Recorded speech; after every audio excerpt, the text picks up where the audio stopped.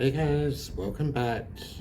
So, obviously at the beginning of the video, before the video started, I did give a little special shout out to Carmen Maruja Chavez Castro for recommending this video or asking me to do this video. So, obviously, yeah, I've sat there and I've researched it, and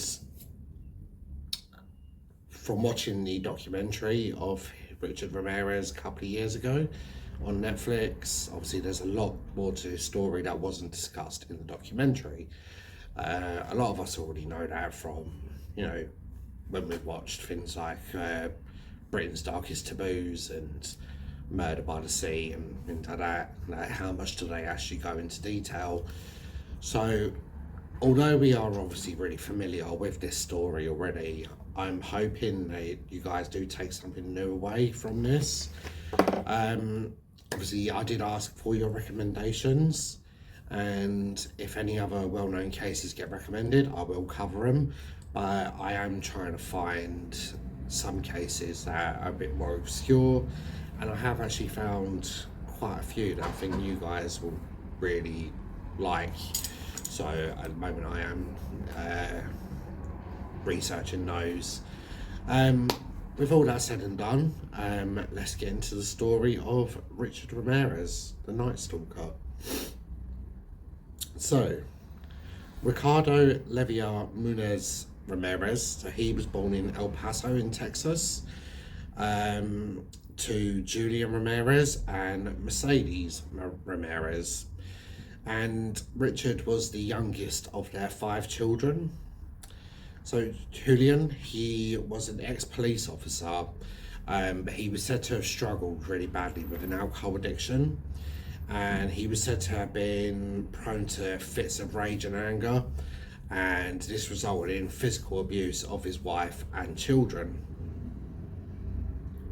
And Richard said that he was introduced to alcohol and marijuana from the age of 10, and stated that he was knocked unconscious and almost died on multiple occasions before he was 6 years old. And his psychiatrist said that this resulted in temporal lobe epilepsy, aggressivity, and hypersexuality. So at the age of 12, Richard was given guidance by his cousin Miguel, who went by the name of Mike. So when Miguel comes up a little bit later on, I will be referring to either name, whichever one come up while I was researching this case.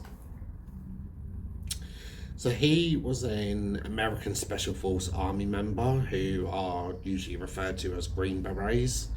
And Mike had served in the Vietnam War, where he committed really brutal war crimes, and he actually became a serial killer and a rapist himself. So he would often show Richard Polaroid photos that he had taken of his victims. So while he was serving in the Vietnam War, he was murdering innocent women and raping them, and then taking photos of their bodies in various stages of dismemberment. And he ended up showing Richard these photos. And Richard later spoke of this and said that, well, he spoke about this particular time while he was serving his own sentence. And he said that he was more fascinated than repulsed by Mike's images and of Mike's stories of decapitation and disembowelment. So Mike apparently spent numerous days teaching Richard military skills, including stealth and kill tactics. And in this time, Richard would escape his father's abuse by taking solitude in a local cemetery. So on May 4th, 1973, Richard was actually at Mike's house, and he was present when Mike shot and killed his wife Jessie. So Mike and Jessie were in the middle of a row. Mike basically just pulled out a handgun, pulled the trigger, shot Jessie in the face. So Richard again stated that witnessing this was not traumatic to him whatsoever. He actually said he found it really fascinating. And after this event, Richard, he become really, really withdrawn from his family and his friends. So Mike was actually found not guilty by reason of insanity. He claimed that he had PTSD from his military service, but which, to a degree, can happen. It's been documented time and time again.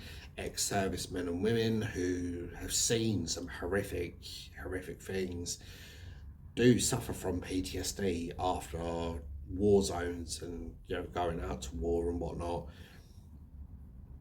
Doesn't mean that they go home and they kill their partner. Like, they usually end up being more of a danger to themselves than to other people. So while the PTSD, obviously, it was good in a way that it was spoken about back in that day. I don't think he should have been found not guilty based on that. But he was actually detained for a number of years in a Texas state hospital for the criminally insane. And shortly after Jesse's murder, Richard then moves in with his sister Ruth and her husband Roberto. And Roberto, he was an obsessive peeping Tom. And he often took Richard with him, and after Mike's release from the hospital in 1977, the three of them would usually go out on this little adventure. So, for those of you who are not aware, a peeping Tom is someone who basically spies on people through their windows as they're getting undressed and they're in a state of nudity and whatnot. Obviously, highly illegal.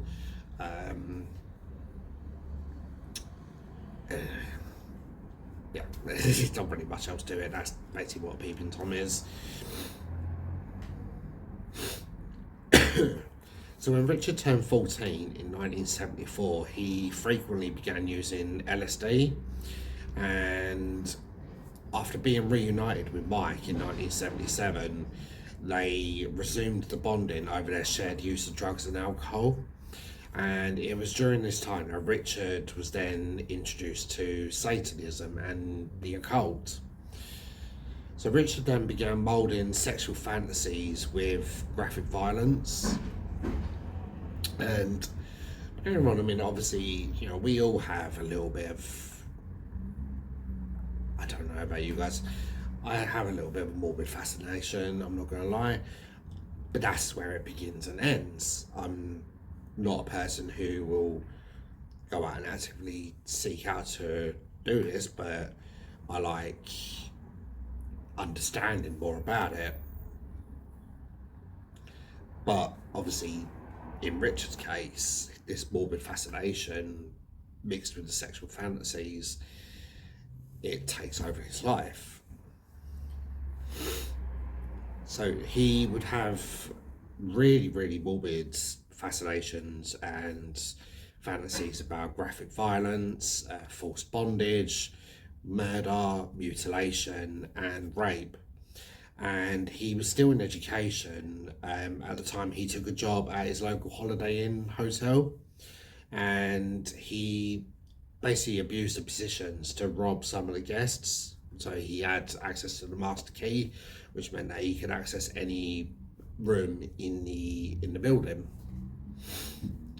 On one occasion, he was found to be molesting 2 children in the lift, but it wasn't reported or prosecuted. But Richard was later sacked after he attempted to rape a woman in her room at the hotel, and he was caught in the act, luckily just in time, by her husband. And Richard was savagely beaten by the husband, but all of the charges, again, they were dropped when the couple refused to not return to Texas. They just wanted to drop the whole case and didn't want to testify against Richard. which is a really sad indictment, really, that he never paid any penance for that other than a good hiding that he deserved, quite frankly. So Richard later dropped out of high school in his first year, and in 1982 he moved and settled into California. And whilst in California, Richard developed a really strong cocaine habit, and this turned to theft and burglary to fund his habit. And he would often drift between San Francisco and Los Angeles, and he would spend time during his year-long spree between North and South California. So this is when we get into 1984. So this is when the Richard's fascinations and his curiosities, his sprees basically completely took over his life for the next year. So his first confirmed murder actually took place on the April the 10th, 1984. He approached 9-year-old May Lane on the streets, and she was actually looking for money with her 8-year-old brother, and he managed to separate them. And well, a majority of the sources that I could find said that May and her brother were separated, but there were a couple saying that her brother was present during the attack. So I'm going to talk briefly about both, because it cannot be fully confirmed which is the case. All we know is that Richard, at this point, had murdered a 9-year-old girl. So he lured May back to the basement of his home, and once there, he beat, strangled, and raped May. He then stabbed her repeatedly with a switchblade, and he hung her body from the pipework by her blouse. And May's murder actually wasn't linked to Richard until 2009. His DNA was finally matched to a sample at the crime scene, and this was identified from another sample received at the scene. The police basically haven't revealed who the other person was. So there was 2 DNA matches at this crime scene, and Richard was found in the mix of this. But like I said, obviously they haven't revealed who the other person was, and obviously that could have been May's younger brother, but there's just been no confirmation of this. So obviously the only thing that they did reveal was the fact that this other person was juvenile, which again puts that back to May's brother. And no other charges have been done due to the lack of evidence. So on June the 28th, 1984, Richard targeted the house of 79-year-old Jenny Winkel. So he spotted an open window that was covered by a mesh screen, and he carefully removed this to gain entry to Jenny's house. So once inside, he found Jenny asleep in her bed, and for absolutely no reason whatsoever, he struck her. He began stabbing her repeatedly in her head, in her neck, and her chest. He then slashed Jenny's throat so deep that she was very close, by all accounts, to being decapitated. His fingerprint was later found on the mesh screen, and Jenny's murder established his pattern of breaking and entering, to burglaring, to fund his drug habit, and then to committing particularly vicious murders. So then we go into a sort of a 9-month process break, and there was always the case of serial killers. You've heard other YouTubers talking about this, where a serial killer is classified as a person who's killed 2 or more people with a cooling off period in between. So obviously, like I said, 9 months passed, and Richard committed his next attack on March 17th, 1985. He attacked 22-year-old Maria Hernandez outside her house on Rosemead in West Los Angeles. So Richard fired a 22 caliber gun aiming for Maria's face, just basically as she was stepping out of her car. She had just returned home from work, and he took that as an opportune moment to strike her. So Maria, she instinctively, she dug down and she shielded her face with her hands, and she was still holding her car keys. And by some stroke of luck, the bullet, it hit the key and ricocheted off. So Maria, she made the really smart decision at that point to pretend to be dead, and she waited until Richard had left the scene. Unfortunately, Richard then had gone into Maria's house, and he come across Maria's roommate, 34-year-old Daya Yashi Okazaki, and she went by the nickname Dal. So Dal, as she was hiding behind kitchen cabinets after she had heard the gunshot, and she sort of peeked over the cabinets to see who was there. Obviously, she probably heard someone entering. She was hoping that it was her roommate. So as she's looked up, Richard's turned around and he's caught sight of her, and he has shot Dow in the head and has killed Dow instantly. So Richard then fled the scene and he moved over to Monterey Park, and about an hour later he pulled 30-year-old Sai Lian Yu out of her car, and he shot her twice with the same gun and fled the scene. And Sai Lian, she was pronounced dead at arrival at the local hospital. So these attacks, they really quickly gained coverage, and witnesses described seeing Richard, and they said they had curly hair, bulging eyes, and really widespread rotten teeth. And he was given quickly, obviously these stories were posted in the news, and he was given the names The Walking Killer and The Valley Intruder. So on March the 27th, 1985 at 2 a.m, Richard enters a house that he had actually burgled the previous year, and this belonged to 64-year-old Vincent Charles Zazara and his 44-year-old wife Maxine. So he enters their bedroom where the couple were asleep, and he straight away just shoots Vincent in the head, killing him.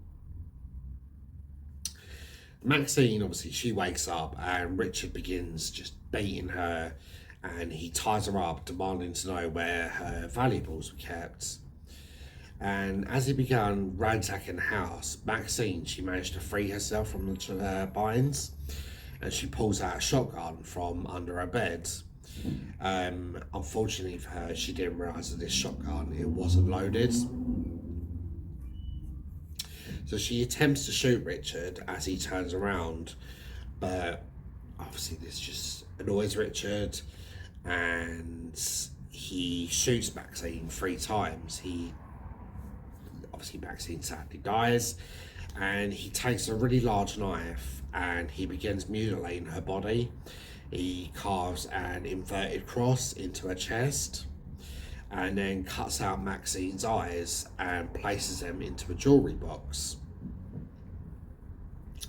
So Richard then, he said that he attempted to actually have sex with Maxine's dead body, but he said that due to his anger and frustration at Maxine for breaking free and attempting to kill him, he couldn't sustain an erection. And he then leaves the house, taking the jewellery box with him.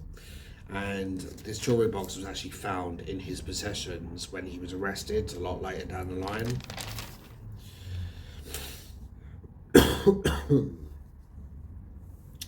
So when the police arrived at the scene to investigate, they were able to find bloody footprints from a pair of RVR trainers, which is a really important link that does keep cropping up further we go into this case. So bear that in mind. And these trainer prints were found in flower beds, and they linked the bullets found at the scene to the previous killings a few days before. So on May the 14th, 1985, Richard then goes back to Monterey Park and he breaks into the house of 66-year-old Bill Doy and his 56-year-old disabled wife Lillian. So Richard enters the bedroom holding a .22 semi-automatic pistol, and he shoots Bill in the face as Bill was leaning over to reach for his own gun. So obviously he woke up and heard an intrusion, and instinctively he's gone for his own gun, and Richard sadly is beaten to it. However, Bill, he actually managed to survive this, and Richard basically beat Bill until he passed out.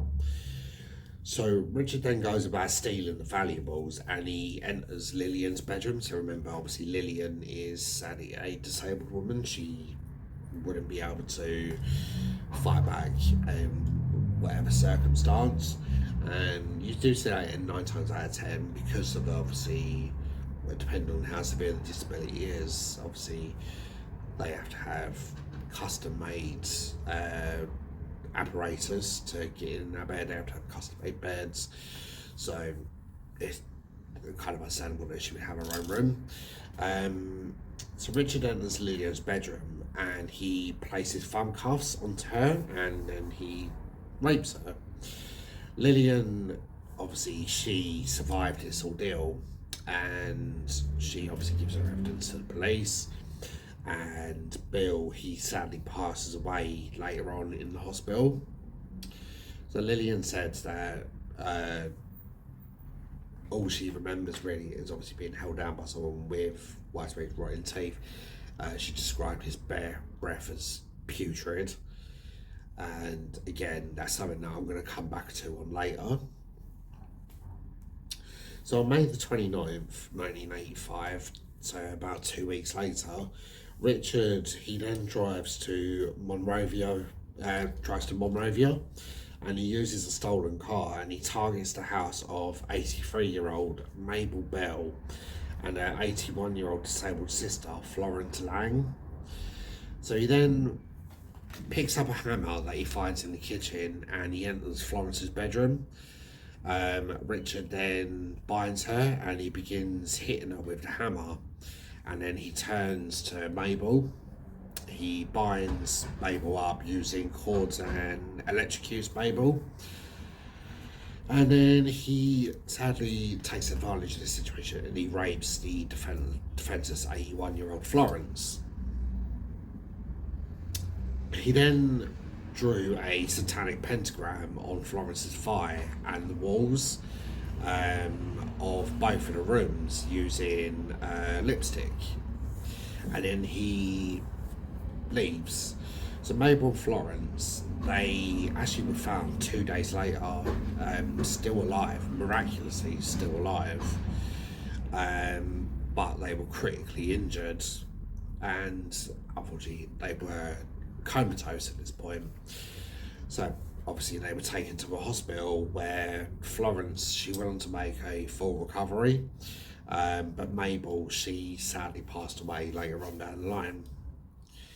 So May the 30th, so the very next day, Richard drives the same stolen car to Burbane, and he breaks into the house of 42-year-old Carol Kyle.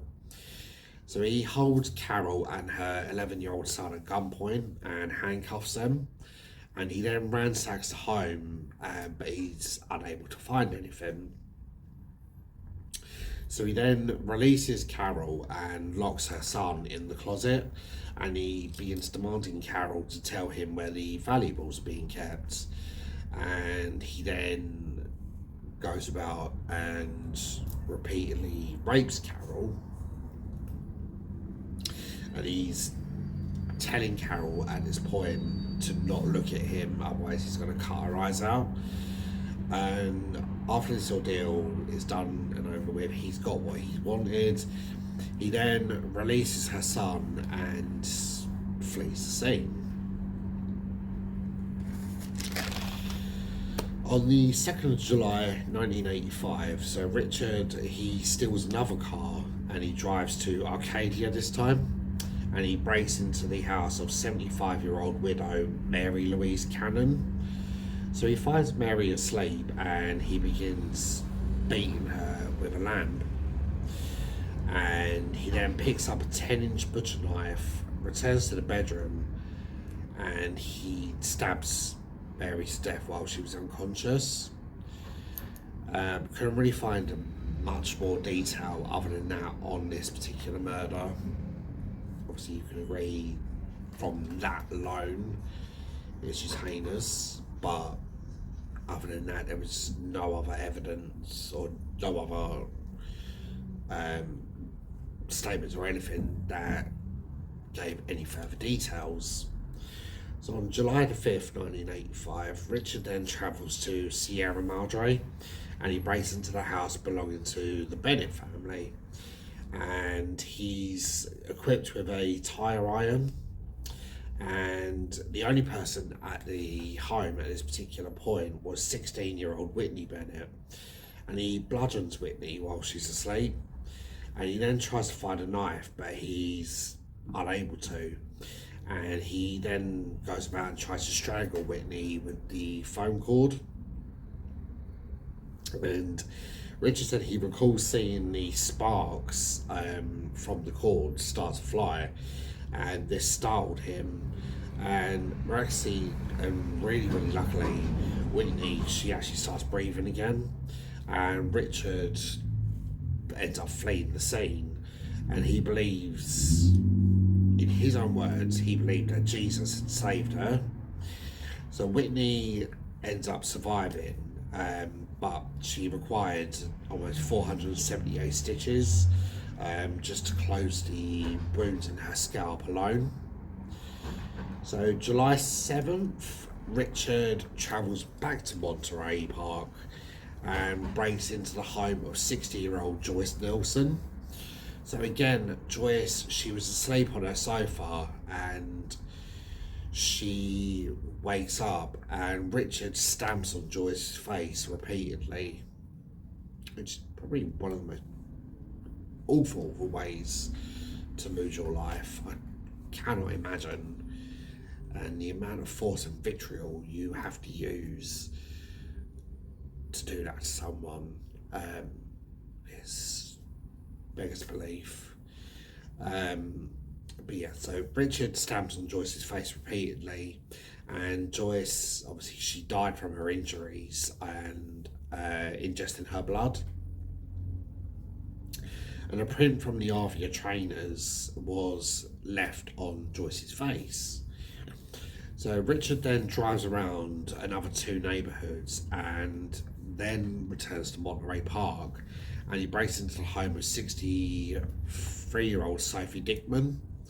So Richard assaults Sophie and then handcuffed her at gunpoint and attempted to rape her. He steals Sophie's jewellery and asks her if there's any more.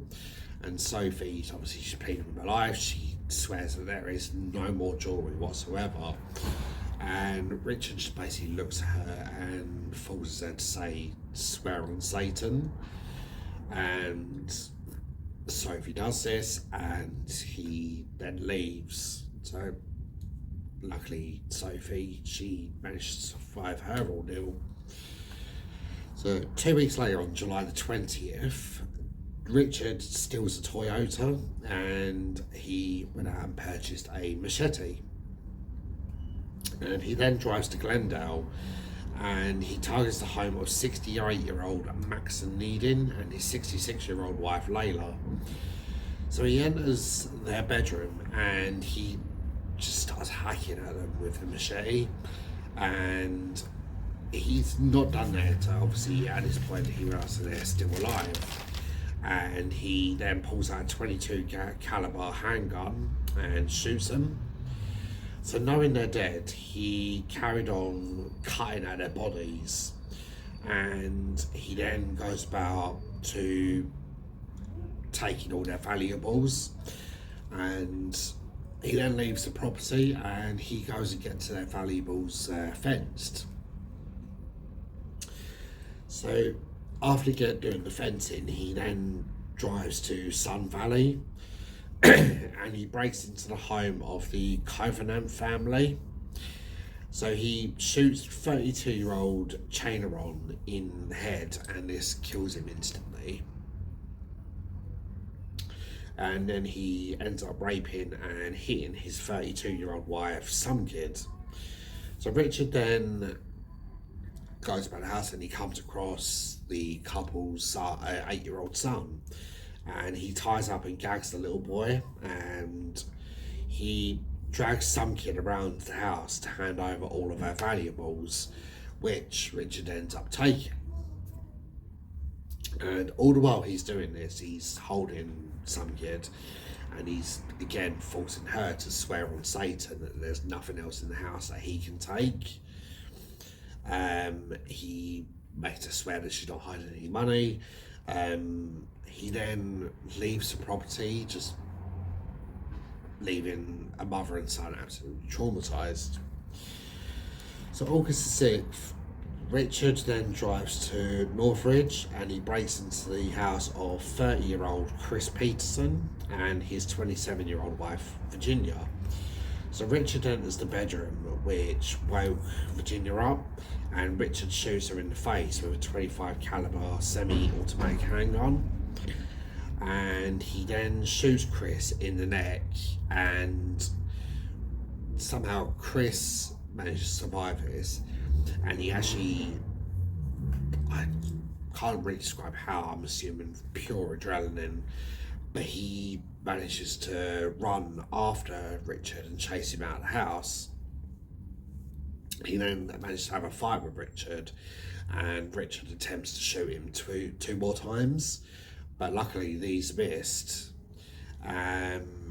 Richard, he manages to make his getaway, and luckily Virginia and Chris, they both survived their ordeal. On the 8th of August, Richard took another car and he drives to Diamond Bar, and he breaks into the Aberworth home at 2:30 a.m.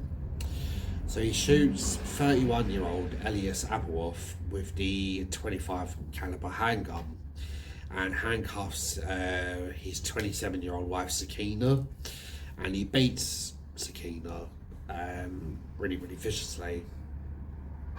He's demanding the valuables, and then he brutally rapes poor Sakina.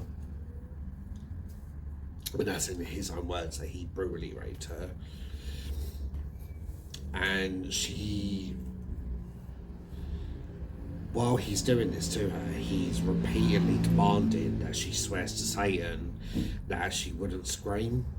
And sadly, at this point, this wakes up the couple's 3-year-old son, and Richard then picks the little boy up and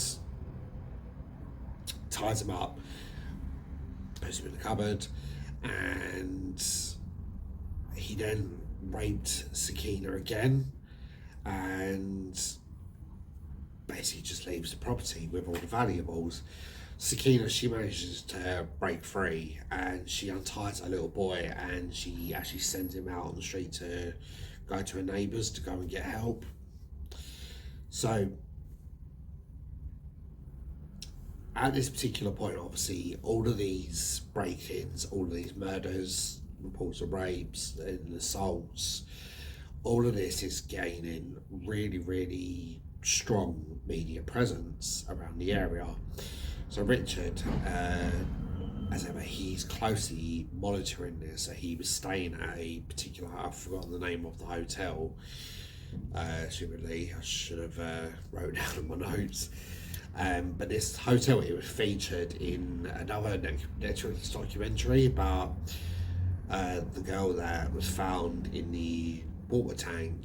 And so yeah, Richard at a particular time he was staying at this hotel and he was following the news of this of his crimes. And here at this point he decides to flee Los Angeles and travel to San Francisco.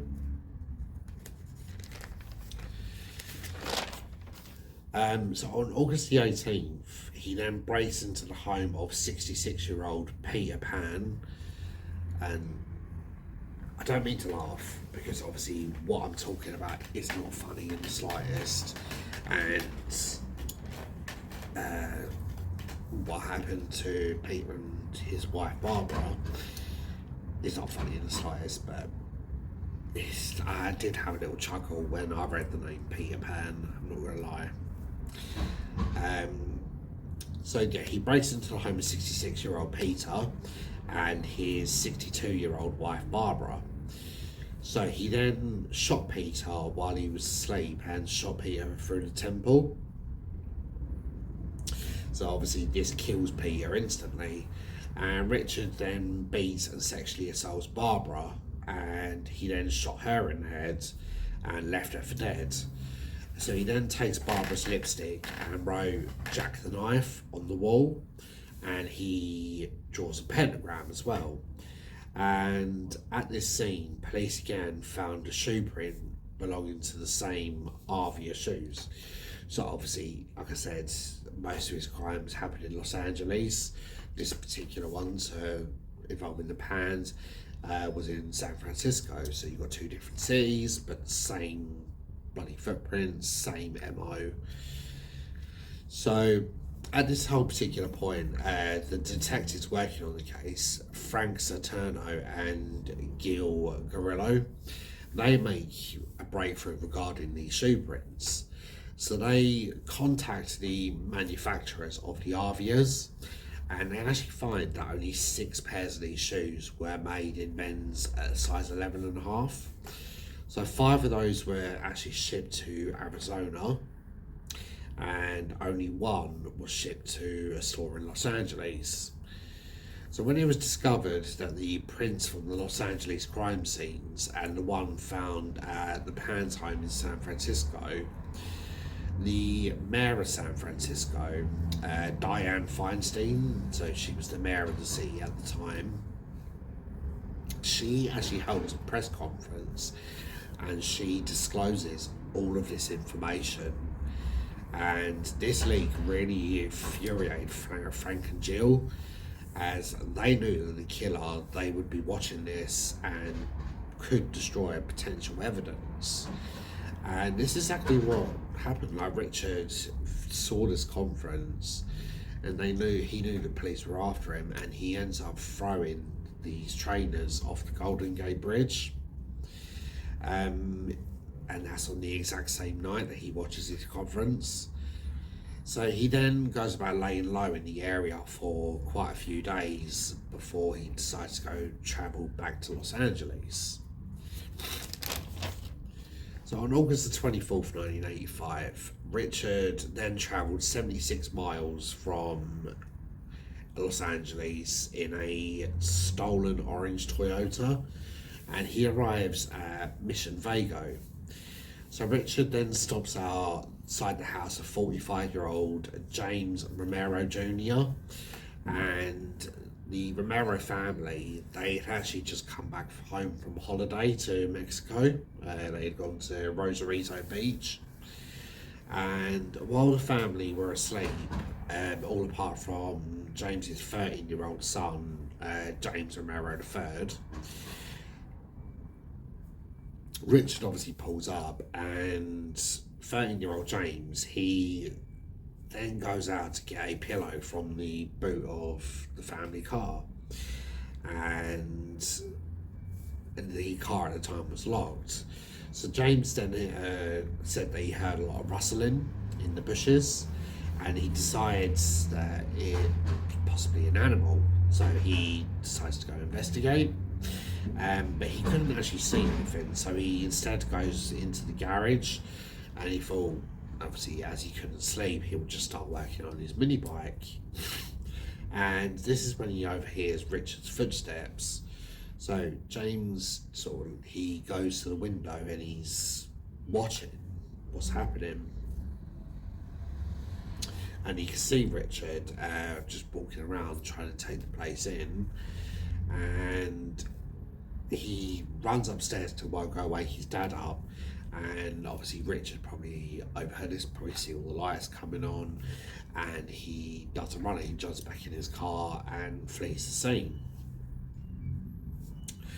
Luckily, James was actually able to make out the make and model of the car, as well as part of the number plate. And James's dad then contacts the police that exact same night. So all the while, the police again the phone call from the Ramirez house. Richard then breaks into the home of 30-year-old Bill Counts and his 29-year-old fiancée Inez Erickson. So Richard enters through the back door and enters the bedroom where he woke Bill up, who actually heard the sound of the gun cocking, and Bill was shot 3 times in the head.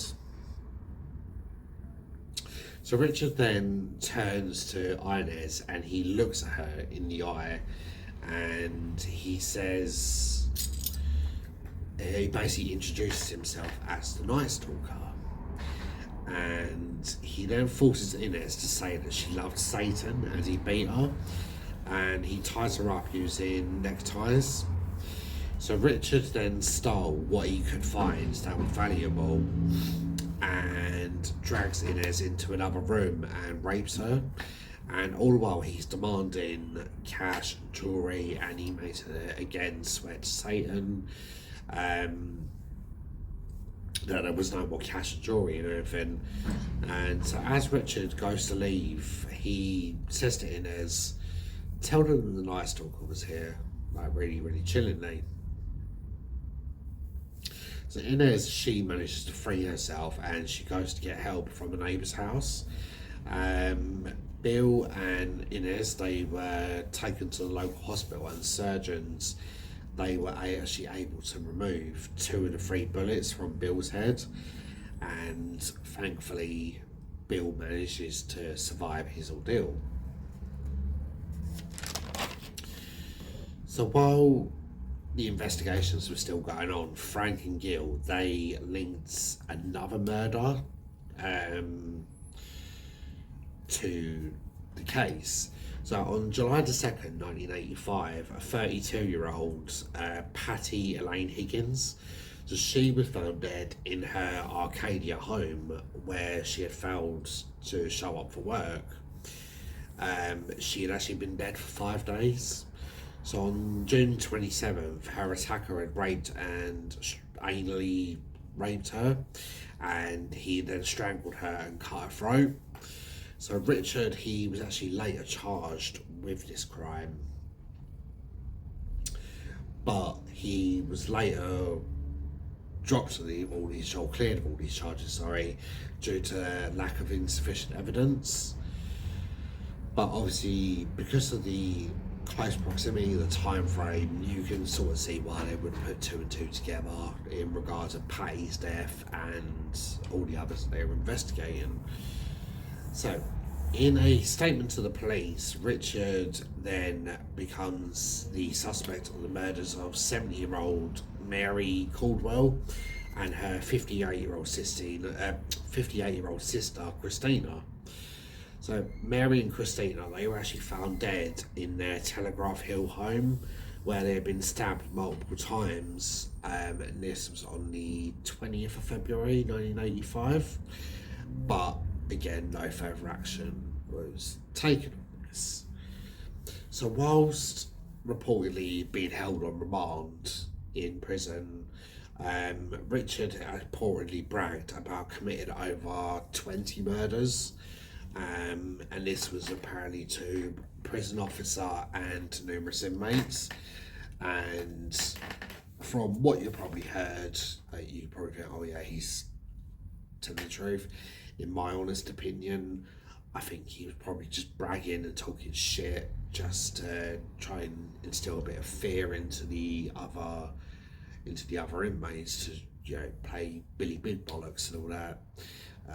Doesn't really wash with prison inmates, from as far as I'm aware, because they can sniff out bullshit as soon as it hits the wing. So probably didn't last on that act.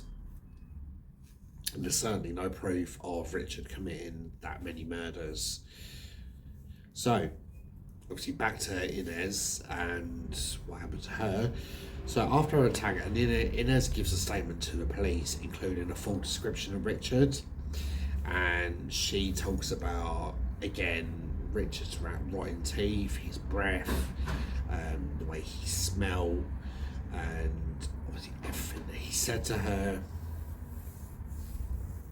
And police were then able to get a cast of a footprint found at James Ramirez's house. So the stolen Toyota, it was found on August 28th in Koreatown, Los Angeles. And despite Richard's best attempts at cleaning the car, Richard obtained a positive ID to Richard, and in his positive ID, he was described as a 25-year-old drifter from Texas with a long rap sheet of arrests for traffic and drug violations. So the ID match from this print, it was described as a near miracle, as the particular system used, it had only recently been installed, and it only contained fingerprints of criminals born on or after the 1st of January 1960, so around a month before Richard was born. So a really, really close miracle. On August 29th, a mugshot taken from a 1984 arrest of Richard was then released to the media, and on the 30th, Richard was actually travelling by bus to Tucson, Arizona to go visit one of his brothers, and at this particular point he was actually unaware that his face was in every newspaper and every TV across California, probably across the whole of the United States, probably at this point. And he manages to reach his brother's house. However, he then finds out that his brother has gone out, so no one's home, and Richard then travels back to Los Angeles on the 31st of August. So he manages to arrive in LA, no problems, and he even manages to get past the police who were staking out bus depots, should they believing obviously if Richard should be using a bus to actually escape from the country and not return. So Richard manages to slip past them, and he then enters a convenience store, and he then takes the tie of a group of elderly women, and these women are referring to him as El Matador. And he noticed a copy of the magazine La Opinion, which is like a really popular Spanish-speaking magazine at the time. And on the cover of this magazine, it actually had Richard's image. And under this image, it said the caption, Invasor Nocturno, which translates to Night Invader. And Richard, he then begins to panic, and he runs out of the store, runs across the Santa Ana freeway, and he attempts to carjack a Mustang, but he's actually pulled out just in time by Faustino Pinon and Jose Bouillon.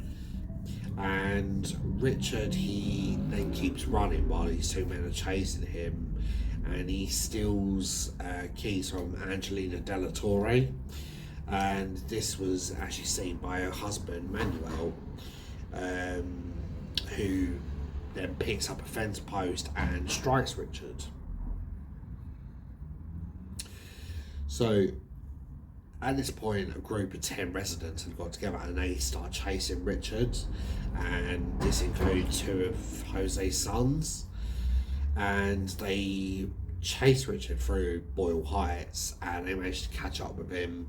They restrained Richard and they beat him. And the police were then called over the disturbance, obviously not knowing that they had detained Richard Ramirez at this point, the man they were looking for. They just get called over, obviously a street fight. And when they arrive, obviously they realise who is lying on the floor, luckily, and Richard is then arrested at the scene and they take him into custody.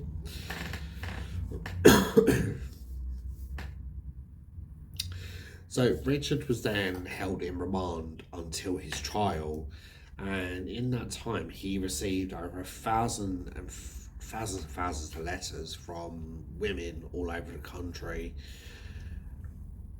These women were declaring their love for Richard and, trying to basically make out that he was innocent. He didn't deserve what he was going through, and bearing in mind, reports saying that he had these disgusting teeth and his breath stank and he did shower, but who am I to judge? But so one of these women was Doreen Loy, and she had actually written 75 letters to him, and she repeatedly visited him for quite numerous times over a 3-year period while he was on remand. And these visits, they started increasing once Richard was actually given his full sentence. So Richard's trial, it begins on the July the 22nd, 1988, and obviously with a case this big, there is so much information that the courts obviously need to go over and process, which is obviously why you can see they would have taken 3, maybe longer years to get to the point that they could comfortably have a trial, so they knew that they could secure a conviction.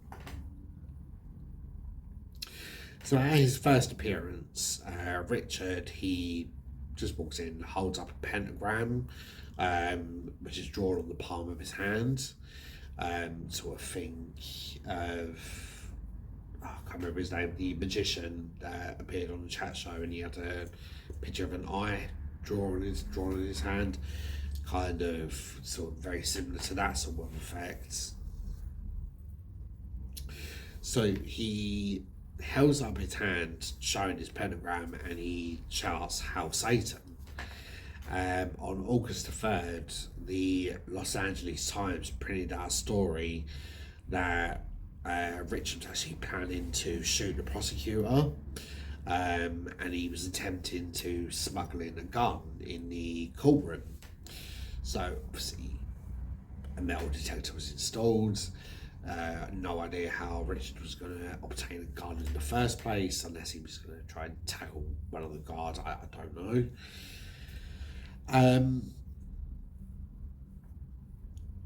On August the 14th, the trial was actually paused for a short while when one of the jurors, Phyllis Singletary, she actually failed to show up.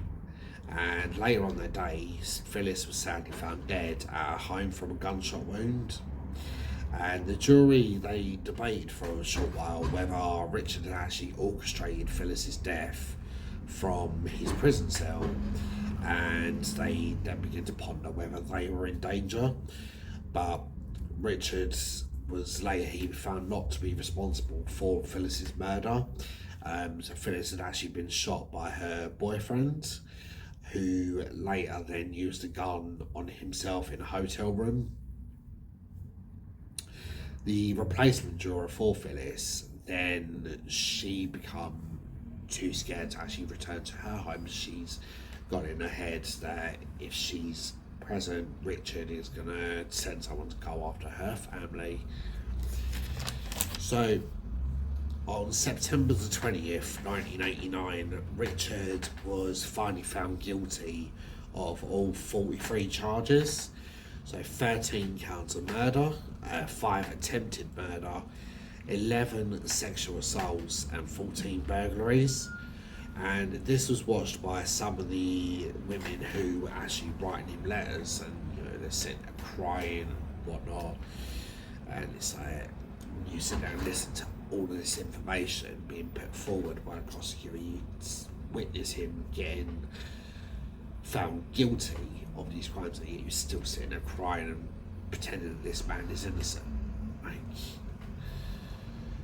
I get, if we didn't have a fascination and a passion for true crime, I wouldn't be doing this, and you guys wouldn't be sitting here listening to this, or any other channel that you listen to. But that's just sort of like where our fascination ends with this. Like, I live about 10 minutes away from Belmarsh, and obviously there's been some notorious people that have been in Belmarsh. I wouldn't go sit there and find out who was there and go write them a letter. Absolutely not. So that part of the story is just sort of mind-boggling for me.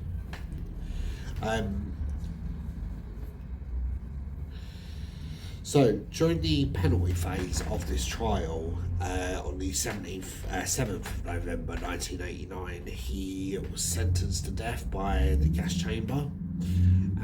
Outside the courts, he basically spoke to the camera and the journalists that were outside waiting.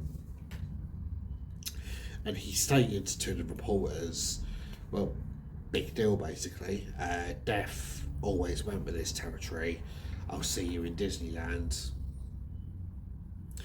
The trial of Richard Ramirez, it reportedly cost $1.8 million, which at this particular time it made it the most expensive murder trial in American history, and it was only actually surpassed by O.J. Simpson's trial a couple of years later in 1994. So while awaiting his trial, Richard was reportedly in a neighbouring cell to actor Sean Penn. So Sean was actually given a 33-day sentence for reckless driving and assault of an extra on the set of the film For Colours, which was, I think, released a year later. And Sean said that he actually got a letter from Richard, and he basically just wrote one sentence back to Richard, just saying that he hoped Richard did get a death sentence. So obviously I spoke a little bit earlier about Doreen and these women. So Doreen, who had actually written the 75 letters over 3 years, and she, after his sentence, she began visiting multiple times a week.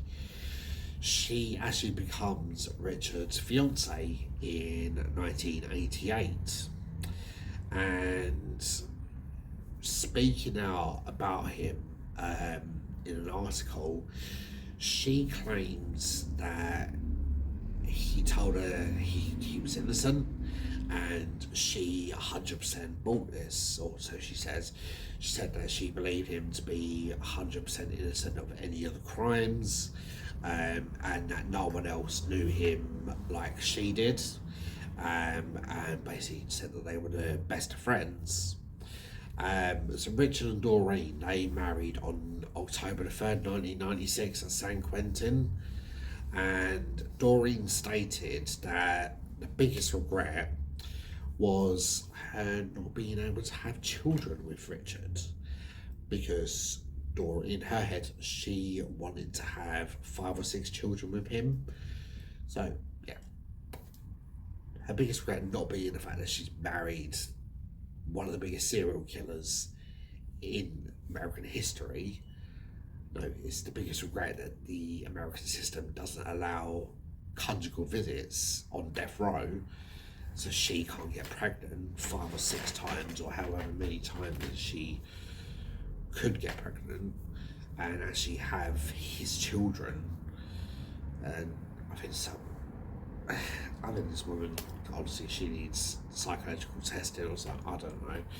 You know, I get the whole notion of liking a bad boy, but you know, when you're talking about murder and rape and beatings, it's a complete different story. She she needs to get her head tested.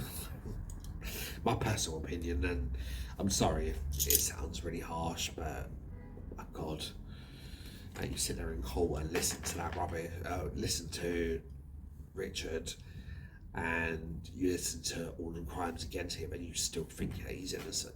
Like,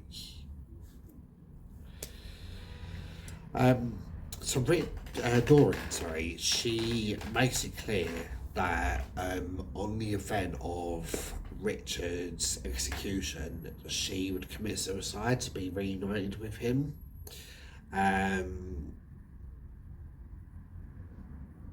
So it's not actually stated as when or if indeed Richard and Doreen had ended their marriage, because at some point they must have split up, or I don't know if she agreed to this, but at some point Richard then becomes engaged to a 23-year-old woman who's a writer, and bearing in mind obviously at this particular point he's approaching 60.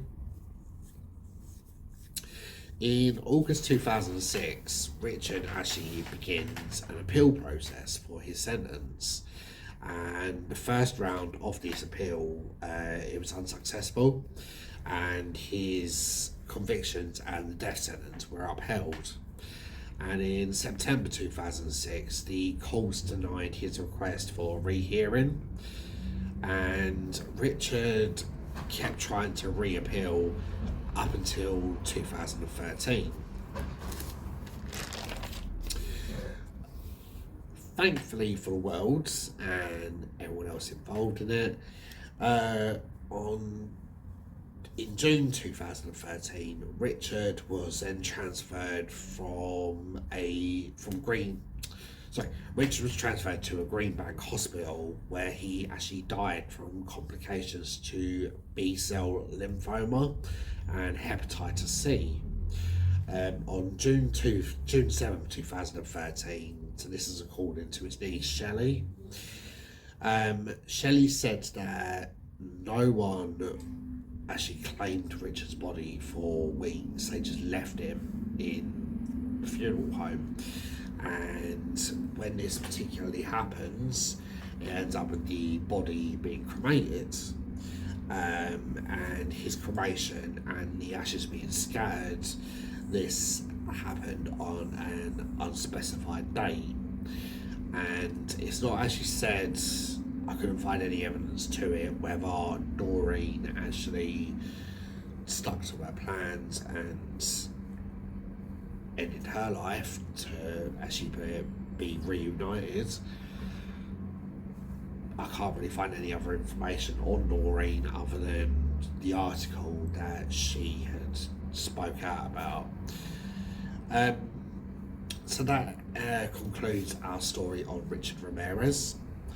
I hope there's something new in there that you guys weren't aware of from watching the documentary, or if you knew about this case before the documentary came out. I'm hoping there is something a little bit new in there that you guys potentially weren't aware of.